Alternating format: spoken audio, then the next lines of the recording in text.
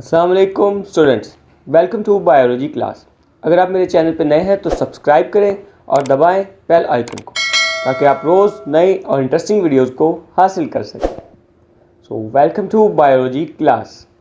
आज हम जो टॉपिक डिस्कस करने जा रहे हैं वो एंजाइम चैप्टर में से factor that effect the rate of enzymes, कि वो कौन कौन से फैक्टर्स हैं जो एंजाइम के रेट को अफेक्ट करते हैं। एंजाइम जो है वो एक स्पेसिफिक रेट पे काम कर रहा होता है, अपने वर्क कर रहा होता है, तो कौन सी ऐसी तब्दीलियाँ या कौन से ऐसे फैक्टर हैं जो आने से उसमें उसके रेट में इंक्रीज़ और डिक्रीज़ आ जाता है, बढ़ जाता है, या तो वो काम ज़्यादा शुरू कर देता है या वो काम कम उसका हो जाता है।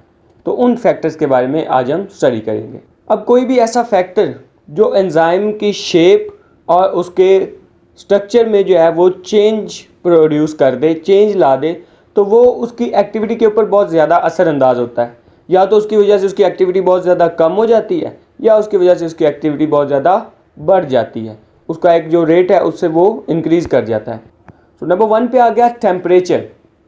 एंजाइम जो है वो एक स्पेसिफिक रेट ऑफ टेम्परेचर के ऊपर वर्क करता है।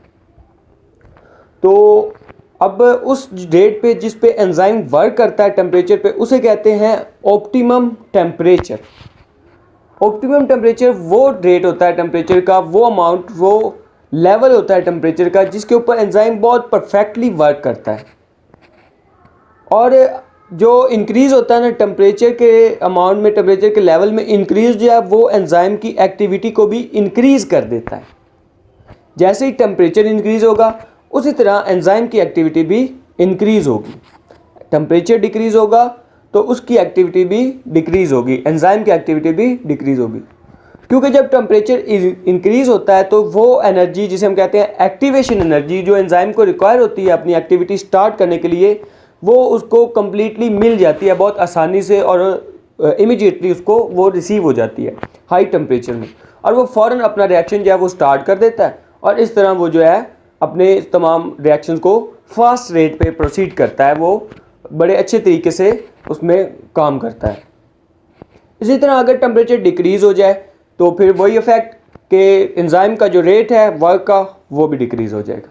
अब ये है कि एक ऑप्टिमम टेम्परेचर जो है वो एंजाइम के लिए है, लेकिन वो जैसे कहते हैं ना कि excess of everything is bad, कि अगर टेम्परेचर एक लेवल को राइज कर जाएगा, उससे अबव चला जाएगा, बहुत ज़्यादा इंक्रीज़ हो जाएगा, तो वो एंजाइम की शेप को, उसके स्ट्रक्चर को डैमेज करेगा, रिटार्ड करेगा, डिस्टर्ब करेगा, और इस प्रोसेस में उसकी शेप चेंज हो जाएगी और वो एंजाइम को ख़त्म कर देगा, ख़राब कर देगा, जिससे उसकी एक्टिविटी आलमोस्ट या तो कम हो जाएगी बहुत ज़्यादा या वैसे ही रुक जाएगी।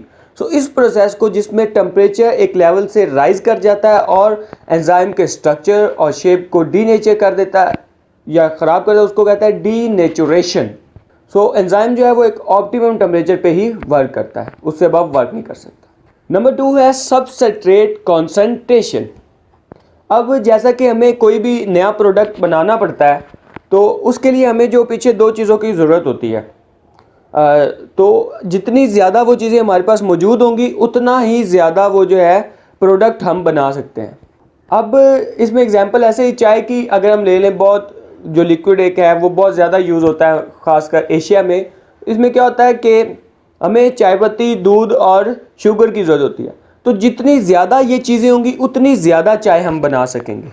लेकिन हर एक बंदे का एक वर्क जो है करने का एक लेवल होता है कि अब इतनी ज़्यादा सबस्ट्रेट कॉन्सेंट्रेशन बढ़ जाए कि उसके लिए वो हो ही बहुत ज़्यादा जाए, वो उसको यूज़ ही ना कर पाए उस टाइम के अंदर, तो फिर क्या होगा कि एक लेवल जिस पे एंजाइम जो हैं वो वर्क करते हैं और सबस्ट्रेट कॉन्सेंट्रेशन इंक्रीज़ की जा रही है तो उनका वर्क रेट भी इंक्रीज़ हो रहा है।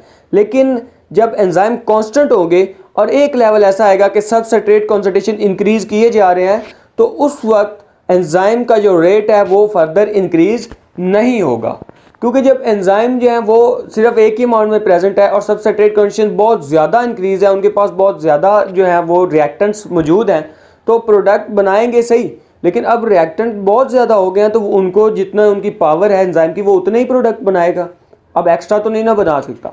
सो इसलिए वो जो है वो उसकी रेट रुक जाएगा, एंजाइम जो है वो एक कांस्टेंट रेट पे फ्लो करना शुरू करता है। अब हमने पढ़ा कि एक्टिव साइट वो साइट होती है जिसके साथ सबस्ट्रेट अटैच होता है और अटैच होने के बाद वो आगे एंजाइम जो है उसके के साथ वर्क करता है। सो अब इतने सबस्ट्रेट आ जाएं कि तमाम एंजाइम की एक्टिव साइट जो है वो ऑक्यूपाइड हो जाए, तो उसके बाद जो है अब और एक्टिव साइट नहीं बचेगी। जब और एक्टिव साइट नहीं बचेगी तो एंजाइम वर्क कैसे करेगा? तो इसलिए वो एक कांस्टेंट रेट पे फिर फ्लो करता जाएगा, चाहे सबस्ट्रेट की कांस्टेंट आप बढ़ाते जाएं, बहुत ज़्यादा बढ़ा दें, लेकिन उसकी जो रेट है वर्क का वो नहीं बढ़ेगा। इस जो स्टेट है जिसमें तमाम एक्टिव साइट जो है वो ऑक्यूपाई हो चुकी हैं और अब वर्क रेट इंक्रीज नहीं हो रहा, इस स्टेट को कहते हैं सैचुरेशन। ये वो की पॉइंट्स होते हैं जो बहुत इंपॉर्टेंट होते हैं, इनको लिखने से बहुत ज़्यादा इफेक्ट होता है। तो मतलब कि अब एग्जांपल अगर ले लें कि एक वाटर है, वाटर में अगर शुगर जो है उसको डिज़ोल्व करना शुरू करें, अगर हम हल कर रहे हैं चीनी पानी में तो हल करते जा रहे हैं वो होती जा रही, लेकिन एक स्टेट ऐसी आती है कि जब वो हल होना बंद हो जाती है, उसके बाद क्या आता है, उसके बाद ऐसा हो जाता है कि जो शुगर है वो नीचे सेटल डाउन होना शुरू हो जाती है। वो वाटर में जो है वो डिज़ोल्व अब नहीं हो रही, हल नहीं हो रही, लेकिन क्या हो रहा है, सेटल डाउन हो रही है। इसी तरह सबस्ट्रेट जो है वो एक लेवल तक जो है वो वर्क, उसका एंजाइम का वर्क रेट इंक्रीज करेंगे, फिर अगर उससे ज़्यादा हो जाएंगे एक लेवल से फिर नहीं होगा। अब नंबर 3 पे जो आ गया वो है पीएच।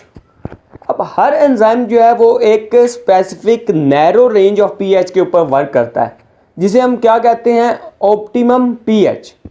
ऑप्टिमम पीएच वो लेवल है पीएच का जिसके ऊपर एंजाइम जो है वो बहुत ज़बरदस्त किस्म का वर्क कर रहा होता है, उसकी एक्टिविटी, उसका रेट बहुत ज़्यादा होता है और बहुत अच्छे तरीके से वो वर्क कर रहा होता है, लेकिन उसकी रेंज से ऊपर होना या नीचे होना ये उसके रेट को इफेक्ट करता है। Every enzyme work at a specific optimum pH.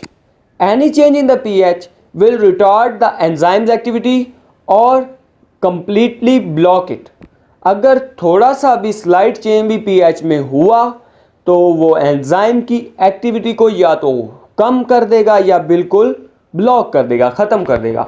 तो ये बहुत ही जो है वो एक सेंसिटिव सा इसमें मामला आ जाता है कि जो ऑप्टिमम पीएच है उससे ऊपर नीचे नहीं होना चाहिए। इसकी एग्जांपल है जैसे कि जो पीएच है पेप्सिन एंजाइम की।